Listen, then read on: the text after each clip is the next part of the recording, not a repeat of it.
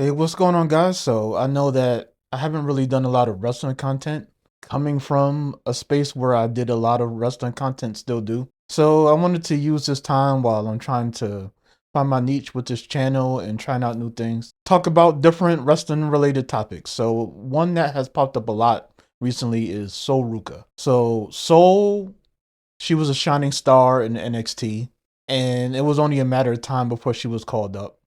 She didn't get called up with the mass exodus of people that we got at the beginning of this year, or I guess end of 2025, early 2026, with, Jordan Grace and Trick Williams, all of these people. She got called up after WrestleMania. So now we're seeing what can Sol Ruca do on her main roster. They paired it with Becky Lynch. Becky Lynch has the mid card title, so they're not pushing her right away. Let's go straight for the world title. And they've chosen Becky to be a gatekeeper in a lot of these places. Also, I think that's what she wants to be. But there's been a lot of backlash on her for botching and just not seeming like she's ready or up for the task. So in this video, I just sort of wanted to come in defense of Soruka a little bit. It's not that I'm this huge fan of her or I feel the need to defend her, or maybe even that she needs defending. She'll be fine. But there's a lot of discourse over certain things on the internet that just sort of fries my brain because sometimes it just lacks critical thinking, and sometimes it's just people don't want to look at the bigger picture. And I try to do that with things that are going on and just sort of just having my view. Don't look at other perspectives or don't look at the broader picture. I try to think beyond that. With Soul, I feel like there's multiple things at play. One is NXT. With the NXT brand, they're allowed to rehearse. They tape a lot at one time, so they have more time off.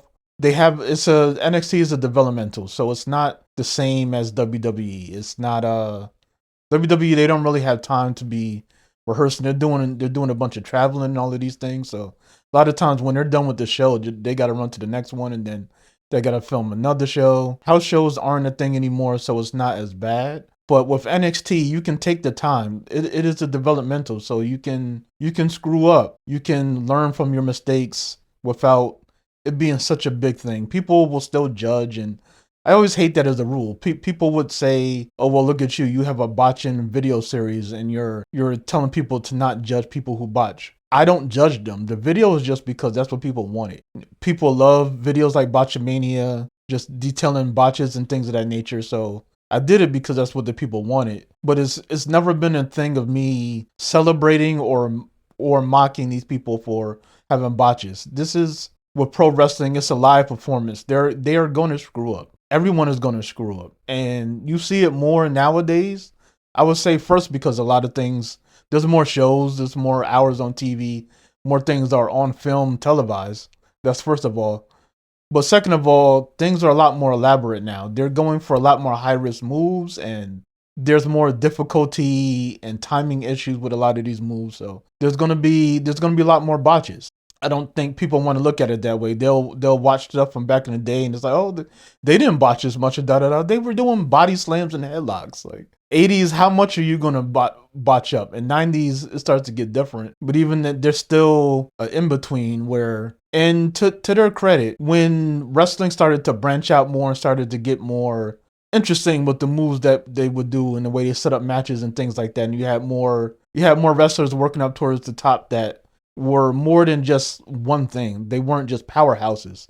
With your Bretts and your Shawns, they could fly, they could do technical stuff, they could do a little bit of power moves, just strikes, all of these things. So, but as you branched out, it still didn't get as sloppy. But then, who would you say probably did the most botching back then? The luchadors, the cruiserweights. They're doing the most, and people who could do high flying stuff and things of that nature. They're the ones that's going to do the most because it is high risk.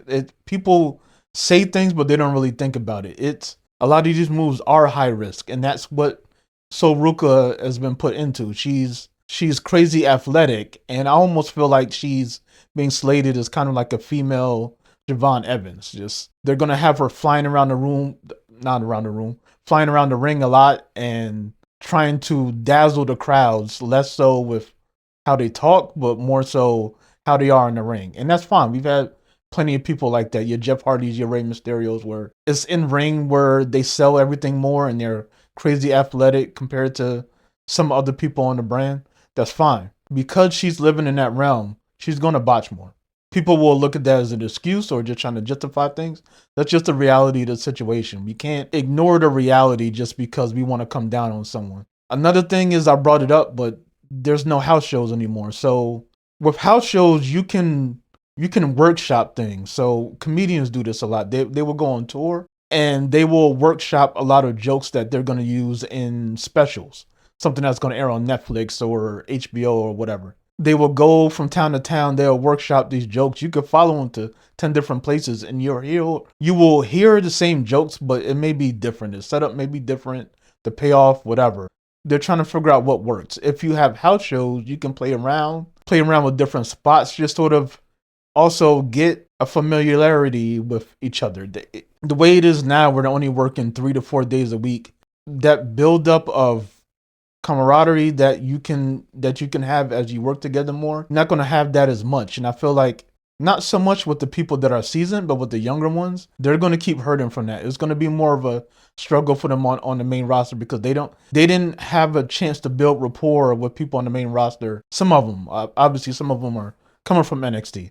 I'm just saying, a lot of them, they didn't get a chance to build the rapport. They're not able to rehearse or go over things. So a lot of it is going to be on the spot. Not saying that they never rehearse things. It's not going to be a lot. So there's not going to be a ton of time. So because of that, I don't judge Soul as harshly. Not as harshly as others do. Yes, some of the mistakes are going to be on her. It may be, there is something to the notion that she may be a little nervous on the main roster. She's getting catapulted into this program right away. It's foreign to her. Becky is a big deal. She could potentially win a title pretty much right away on the main roster. It's a lot. So part of it could be on her. But then even if you look at the botches, like people keep pointing out she's botched the Soul Snatcher a couple of times. The first time, her foot slipped on the rope. That could happen to anyone. You want to keep using that as evidence that she's not ready and this and that. There's a bunch of people. Go talk to LA Knight. LA Knight has been doing this for years. He's definitely a professional. He knows what he's doing. The man will stay slipping on ropes. And even, I believe it was the Elimination Chamber when that happened. He wasn't the only one that slipped on the rope. It's just, it's these things that people will ignore to feed narratives.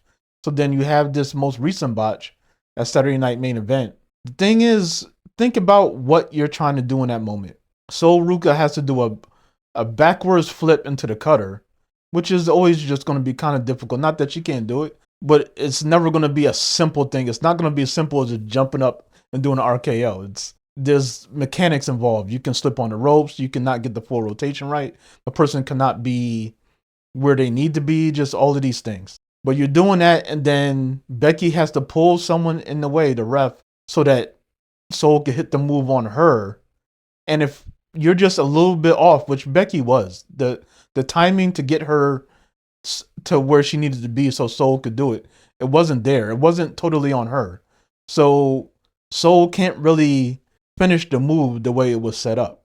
A lot of these things just aren't on her. It's more about the landscape and the fact that when it comes to the main roster, she is green. I just wish that people would give more grace to these people and just sort of piling on and piling on. I don't care who it is. Just think about the fact that these are performers doing a live performance constantly, week after week. Their bodies are worn and shot out. There's a bunch of different things that could come into play. They're going to mess up, whether it's Soul or Roman or Seth or just whoever. There's some people you can gauge, though. It doesn't mean that just people could just mess up all over they want. It's sort of like the Saturday Night Live thing. You mess up every once in a while. You get the giggles. You may derail a sketch or something. That's fine. But if you're a Jimmy Fallon type or Horatio Sands, where you're constantly doing it, then you're becoming a hindrance to the product. And some people can enjoy it. And it's not that, like, overall it's not a terrible thing for comedy, because even if you mess up, people are still laughing. Whereas you could get totally pulled out of what you're watching with wrestling if you're botching that much. But either way, we're talking about people being professional in a live environment, and you want them to nail it every time. It's just not realistic that that's going to happen. So that's why I don't come down on people for botching. It's more about how you handle it. And that's the best thing with my series with the botching compilation is you see people handle it. The announcers, the wrestlers, the refs just on the fly, they gotta think, and that's when you separate the novice people or the people that don't really get it to the people who understand the mechanics of this and can work through anything. You kind of need to botch and figure things out to really get comfortable. Generally, you would do that on NXT or the Indies, or that's why I don't people crap on the Indies a lot. But a lot of those people they're coming out of schools. They're just learning. They're green. They haven't learned all of the aspects that they need to. They may know the basics and they can move or they can handle whatever they're doing. They're just going to be more open to botches because they're not out and out professionals at this point. They're still growing. They're still learning. But that's what I want to say about Soul also. I feel like at least part of it is Becky Lynch. I feel like Becky Lynch hasn't been great since she came back from having a child. And even before that, in ring, Becky was never one of my favorite people. She could have some good to great matches. Whenever you say stuff like that, then people start throwing out the quality matches they've had. If you can do that, then that's probably a problem in itself. If you could just throw out some matches right away. So if I were to say Kurt Angle is a bad match, or sorry, if I were to say that Kurt Angle is bad, there's 1,000 matches you could throw out to show that he isn't a bad wrestler. You wouldn't be able to, like, it would just be like, well, what about this? You would just more say, look at his body of work. Look at all of the 4 or 5-star matches he's had, or I don't even know. I think Kurt is one of the people where Meltzer never gave him a 5-star. I can't remember. It's one of those types of people that, and not that doesn't really matter. Just Meltzer is just a person just like everybody else. But just all of these high quality classic matches. I mean, yeah, you could throw out the Shawn match at WrestleMania and the first 3 matches with Samoa Joe, all of these things. But in general, you could pull matches from matches he's had with Mark Henry and all these people that aren't known for great work rate. You can do that with them. You could do that with Becky. It's just the amount of matches is much smaller. She hasn't been around as long, But for me, she just always been rough around the edges. Where she excelled was her personality. She has a great personality. Even now, I watch her in interviews and things like that. She's very fun and engaging, and I do root for her from an overall perspective. But in ring, especially since she's come back and she insists on being heel, where I don't feel like she's particularly great at it. It's almost she comes sort of grating in the way Seth Rollins becomes grating as a heel, where it's almost X-Pac heat for me. It's just I don't really enjoy it. And I don't think that a lot of these younger wrestlers that they're using her as a gatekeeper, I don't think that's doing a lot for them. I feel like they need someone stronger in the gatekeeper spot that at a certain point they can go in another gear. Realistically, you will want, as you're pushing someone and moving them up, at a certain point with the matches, you will be able to hit a certain gear where you're like, okay, this person is cemented. Becky keeps working with people, but that's not happening. And people will blame booking. Booking is part of it because they know how to do the chase and things of that nature. But then when it comes to just running with a face or just running with someone new, they don't really know what to do. They don't really book them. They're just sort of walking around with a prop and there's not really a lot going on. But I do also feel like a lot of it, not a lot of it, some of it is just on Becky not being one of the better people in the ring that can move. Io would probably be a better gatekeeper. She's going to have a great match with anyone, even Charlotte for that matter. I'm not a huge fan of Charlotte, but you look at their body of work, and Charlotte has had much better matches across the board than Becky has. Just looking at a whole general perspective, and some of them involve each other. Just saying, just from an overall standpoint, and especially, and I feel like all 3 of the four horsewomen that are still there have all lost a tick. But Charlotte's in a tag team, which that allows her to rest up and maybe sort of like rehab her character and things like that. Bayley is more working behind the scenes, and she's working with Lyra, but it's not trying to. They're not sharing the spotlight really. It's more for her. Bayley is more focused on AAA and helping new talent and training, which is great. Becky's the only one that she's trying to do it by the booking, by matches, and it's not working out the way it needs to be. So I think that is a component of it too. I don't want people to take it like I hate Becky or anything like that.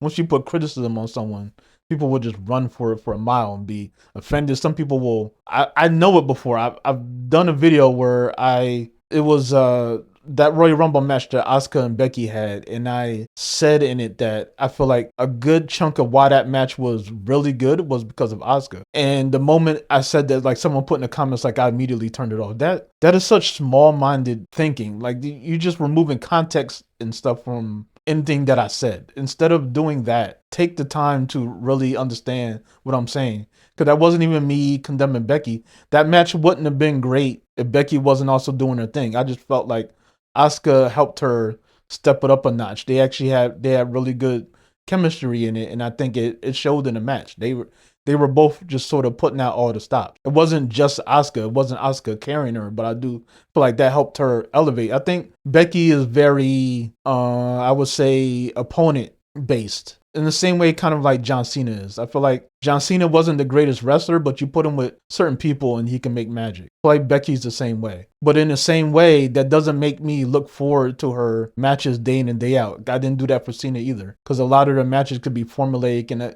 I just don't really vibe with. So it's actually kind of I wasn't even thinking about it beforehand, but it's kind of an apt comparison. But all of those things is just why I think that Soul Ruca is struggling a little bit. But also keep in mind, it's only been a month or two, so we're just saying that they're jobbing her out and all of this. She's gonna have to make her own way, and I feel like over time she'll get more comfortable with everything that's going on. Because right now, there's a lot of changes and a lot of things she has to go through. I think she'll be fine and she'll make her way out of it. But in certain ways, she's starting all the way over again. Everyone who's on the main roster kind of has to do that. I feel like everyone they called up needs some work. Jordan, I don't know if she needs work. She's just getting lost in the sauce. Like whatever magic she was able to create in TNA, it's just not translating on the main roster. I still feel like Trick needs to just get his in-ring skills up, because I don't feel that it's there, and it's just you just see these things. A lot of people they need to progress a little bit more in ring, but that'll come with time. So I'm not hating on them for getting opportunities that they're getting. It's just we got to give it time to play out. But that's